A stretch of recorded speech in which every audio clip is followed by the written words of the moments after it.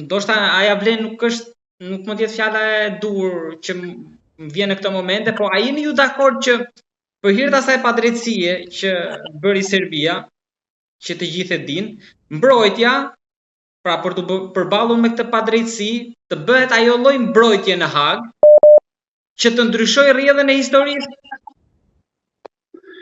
Sepse kam fjalën e zinxhiri komandues, komandantët, sepse tha që unë s'kam qenë komandant atë part frontit. Qiqoni, Hashim Thaçi me Kadri Veselin kanë qenë të detyruar të mbajnë dimenzionin politik të ushtrisë qëllimtare të Kosovës. Pa Hashim Thaçin nuk do kishim një prodhim, kuptohet edhe kasta politike ka dhënë kontribut të veçantë.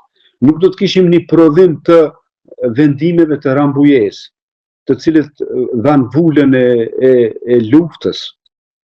Do të thotë, e thamë, do me thonë për arsye se unë vetë kam qenë në ushtri qëllimtare të Kosovës dhe kam qenë në operativ. Është e pamundur Hashim Thaçi t'i komandonte zonat e luftës, për arsye se atë nuk ja mundëson të as geografia, nuk ja mundëson të as komunikimi në kohë reale, që ai t'i komandonte pjesët operative të luftës në mënyrë të drejt për drejt. Do të thotë, drejtoria politike është e përcaktuar që ai të mbajë tretmanin politik. Pra ka qenë një si ministri i jashtëm, siç u përcaktua.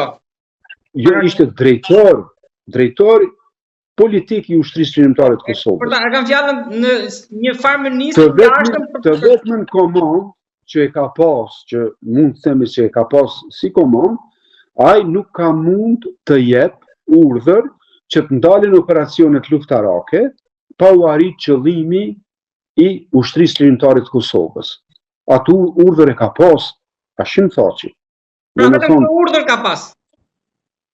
Pa diskutim, urdhër që ushtria qëllimtare e Kosovës duhet t'i përmbush të gjithë obligimet e saj drejt çlirimit të Kosovës. Por urdhrin operativ, se çka bën ai ushtari atje në poshtë, nuk ka mund ta ketë, ajo është hipotetike. Nuk ka mund ta ketë, nuk ja ka mundsu as terreni, nuk ja ka mundsu as komunikimi real. Ushtria qëllimtare e Kosovës shkonte duke u zgjeruar në brigada, dhe numri i, sidomos në pranverën e vitit 99, numri i pjesëtarëve të ushtrisë qëllimtare të Kosovës u rritej në ditë u rritej në numra më të mëdhej.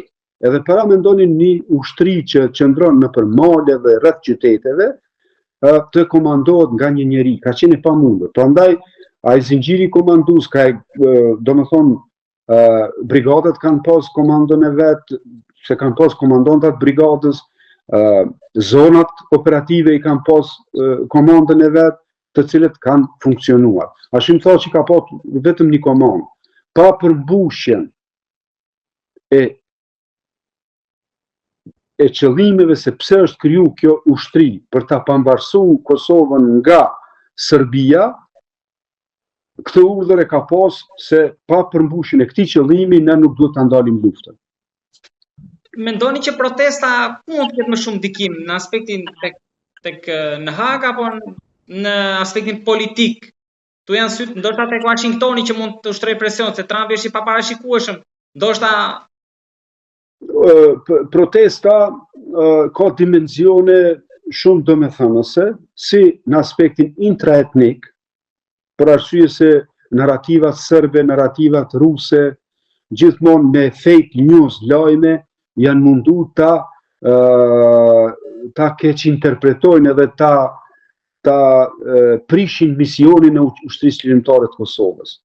As lajme të këqija kanë prodhuar për ushtrisë qëllimtare të Kosovës dhe për eksponent të UÇK-s, saqë filluan edhe populli të dyshoj se çfarë njerëz pasmi pasne, të cilët kanë luftuar gjatë vitit 98-99. Janë edhe familje me pesh në Kosovë që akuzojnë tash.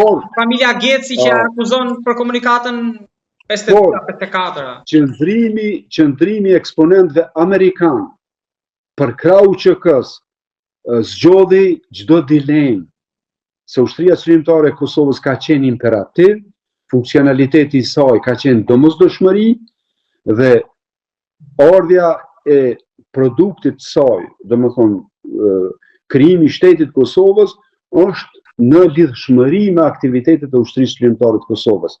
Domethënë demantoj një strukturim të lajmeve të këqija të cilët gjithmonë janë bën ndaj UÇK-s.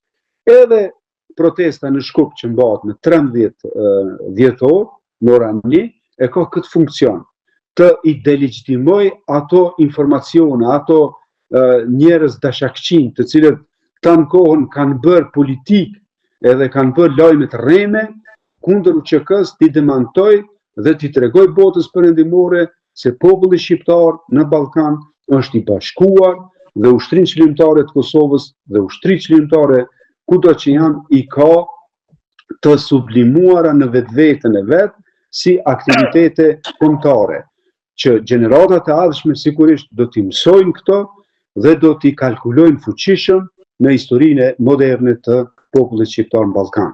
Se thash në fillim, pas pavarësisë Shqipërisë, aktin më të madh kombëtar e ka bën ushtria çlimtare e Kosovës duke realizuar qëllimet siç është pavarësia e Kosovës, po edhe baraspesha etnike në Maqedoni, që populli shqiptar në Maqedoni mund konsiderohet si popull shtetformues, në të cilin maqedonët nuk mund funksionoj Maqedonia pa shqiptarët. Në fund të fundit, për te dëshirës, ju si mendoni në fund të këtij procesi në Hag, a do takohet e drejta me drejtësinë?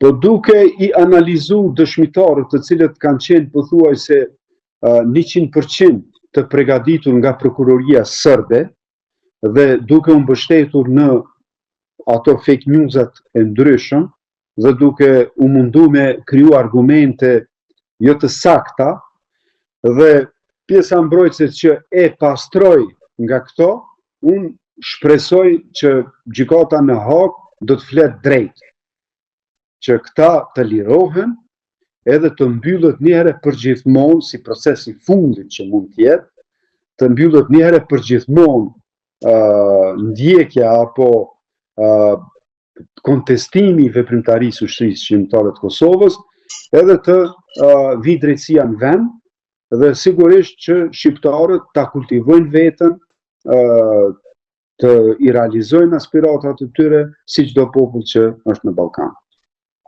Për të kaluar tek ndoshta tani